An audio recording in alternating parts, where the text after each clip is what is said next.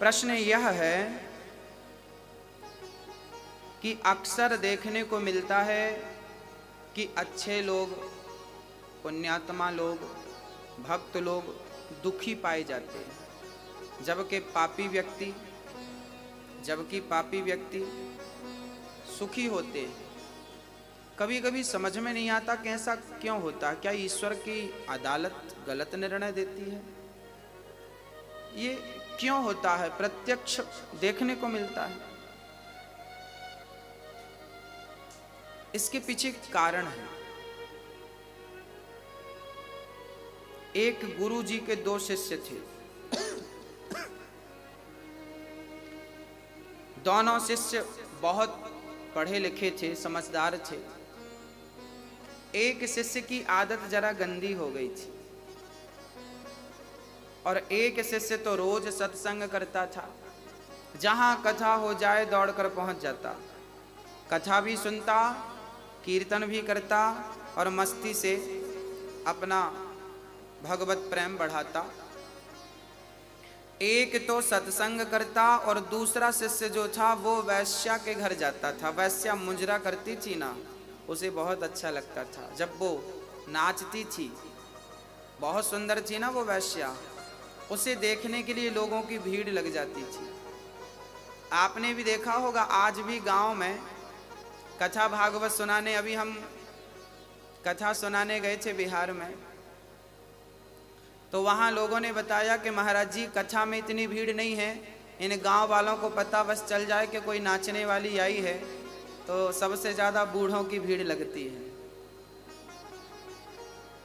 ये बूढ़े लोग ना पता नहीं क्या देखना चाहते हैं, इनकी आंखें बड़ी प्यासी हैं। बहुत गंभीरता से समझिएगा, ये जो आंखें हैं ना आपकी, शरीर पूरा होने को आया पर अभी तक देखने की इच्छा पूरी नहीं हुई। आज भी मुजरा देखने का मन कर रहा है, आज भी नाचने वाली को देखने का मन कर रहा है, आज भी सुंदरता पर मन लट्टू है। एक सुंदर स्त्री गुजर रही थी, किसी ने कहा वाह कितनी सुंदर है। हमने कहा पागल, तू इसकी सुंदरता के पीछे पड़ा है, अभी तूने सुंदरता देखी कहाँ है। जिस दिन मेरे बांके बिहारी की सुंदरता देखेगा ना, पागल हो जाएगा। ये दुनिया हमें तब तक ही अच्छी लगती है जब तक हमें भगवान का स्वाद नहीं मिल जाता, और मिलने की देर है, केवल देर है।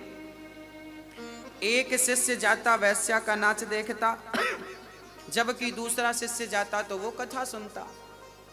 एक दिन वैश्या के घर से लौट रहा था शिष्य, तो सिर्फ रास्ते में सोने से भरी एक पोटली प्राप्त हो गई। रास्ते में सोना मिल गया ढेर सारा। और ये सत्संग करने वाला जब अपने घर गया तो रास्ते में इसके पांव में एक लोहे की कील लग गई, और वो कील ऐसी लगी कि उसके पांव को फाड़ती हुई, हड्डी में चुभती हुई आर पार हो गई पांव में, पंजे में। अब वो लंगड़ाता हुआ गुरुजी के पास गया। गुरुजी, भगवान का न्याय कैसा है? मैं सत्संग करने जाता था तो मुझे कील लग गई, और वो वैश्या का मुजरा देखता था तो उसे सोना मिल गया। ये भगवान का निर्णय कैसा है? अरे वो गलत काम करता था तो उसे कील लगनी चाहिए थी, उसका नुकसान, पर आपने तो हमारा पांव उड़ा दिया। ये भगवान का निर्णय कैसा है? तब गुरुजी ने कहा, बेटा तुम केवल वर्तमान की देखते हो, तुम केवल वर्तमान की सोचते हो, जबकि ईश्वर भूत और भविष्य को देखकर निर्णय लेता है। हमें पता नहीं कि कल क्या होने वाला है, लेकिन भगवान को पता है कि कल क्या होने वाला है। तो गुरुजी ने कहा, बेटा वो जो तुम्हारा मित्र था ना जिसे सोना मिला, आज के दिन उसे बहुत बड़ा खजाना मिलने वाला था। आज के दिन वो राजा बनने वाला था, पर वैश्या का संग किया, समय का दुरुपयोग किया, उसका पुण्य क्षय हो गया। और भगवान ने कहा कि इसे राजा बनना था, क्योंकि पिछले जन्म में इसका पुण्य ज्यादा था, इसे राजा बनना था, पर वैश्या का संग कर करके इसने सारा पुण्य खत्म कर लिया। इतने से सोने से इसे तसल्ली करनी पड़ेगी। और तुम्हें आज के दिन तुम्हें मौत आने वाली थी, आज तुम्हारे जीवन का अंतिम दिन था, पर तुम भगवान की कथा से जुड़े थे, कीर्तन और सत्संग से जुड़े थे, तो भगवान ने आपकी मृत्यु को एक लोहे की कील में तब्दील कर दिया। ये परमात्मा का निर्णय है जो सब समझ नहीं पाते, सबके बस की बात नहीं है। जीवन में जब दुख आए, जीवन में मैं आपसे बात कर रहा हूं, आपके जीवन में जब कोई भी दुख आए तो समझ लेना कि ये आपकी बहुत बड़ी, आप यदि ईश्वर से जुड़े हैं तो आपका बहुत बड़ा संकट परमात्मा ने छोटा सा करके निकाल दिया।